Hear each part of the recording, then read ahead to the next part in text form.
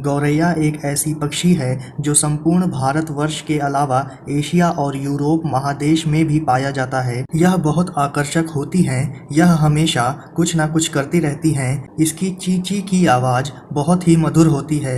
यह पक्षी भारत में ग्रामीण क्षेत्रों में मुख्य रूप से पाया जाता है। यह गांव के कच्चे मकान में, पेड़ों पर इत्यादि जगह घोंसला बनाकर रहती हैं। यह खेतों में मौजूद कीट पतंगों को खाकर किसानों को कीट पतंगों से राहत दिलाती हैं। यही कारण है कि गौरैया को किसान प्रेमी पक्षी कहा जाता है। आमतौर पर गौरैया शहर में कम पाया जाता है। यह पक्षी हमेशा झुंड में रहना पसंद करती हैं। आमतौर पर हमारे स्थानीय भाषा में नर गौरैया को चिड़ा और मादा गौरैया को चिड़ी कहा जाता है। यह अपने छोटे से पंख की सहायता से बहुत तेजी से उड़ती हैं। वर्तमान समय में विश्व स्तर पर इसकी संरक्षण के लिए अनेक महत्वपूर्ण कदम उठाए गए हैं। उन्हीं महत्वपूर्ण कदमों में से एक वैश्विक स्तर पर 20 मार्च को वर्ल्ड स्पैरो डे मनाया जाता है।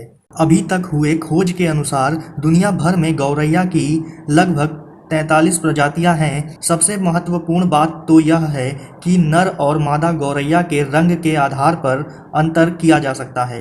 दोस्तों, भले ही चिड़िया की गिनती पानी के पक्षियों से नहीं होती, लेकिन इनमें तैरने की शक्ति भी पाई जाती है। चिड़िया जब उदास होती हैं तो अपने तनाव को कम करने के लिए अपने मुंह को बार बार झटकती हैं। चिड़िया की कुछ प्रजातियां पहाड़ी इलाकों में पाई जाती है। यह तो हम सभी जानते हैं कि गौरैया एक छोटी सी पक्षी होती है। इसके 2 आँख, 2 पंख और एक छोटी सी चोंच होती है। इसके शरीर की संरचना बहुत ही आकर्षक होती है। इसके 2 छोटे पंख उड़ने में गौरैया की मदद करती हैं। इसके आँख के चारों ओर का रंग काला होता है। इस छोटी सी पक्षी का आकार मात्र 16 सेंटीमीटर होता है और वजन 25 से 40 ग्राम के बीच होता है। यह अपने पंखों की सहायता से 25 मील प्रति घंटा की रफ्तार से उड़ सकती है। सबसे खास बात तो ये है कि अंडे से बच्चे निकलने के लगभग 15 दिन बाद ही बच्चा अपना भरण पोषण खुद करने लगता है, जिस कारण नर और मादा गौरैया उस घोंसले को छोड़ देती हैं। गौरैया चिड़िया करीब 3 साल तक जीवित रहती हैं, लेकिन अगर चिड़ियों को कैद करके रखा जाए तो ये 12 से 14 साल तक जीवित रह सकती हैं। लेकिन एक ऐसी चिड़िया है जो 23 साल तक जीवित रही थी और ये अब तक का सबसे बड़ा रिकॉर्ड है।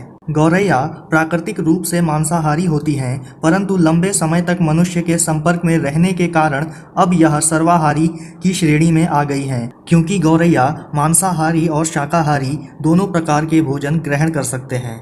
वैसे तो गौरैया बहुत छोटी होती है, इस कारण इसे बहुत कम भोजन की आवश्यकता होती है, परंतु फिर भी यह भोजन की तलाश में कई किलोमीटर तक सफ़र तय कर सकती है।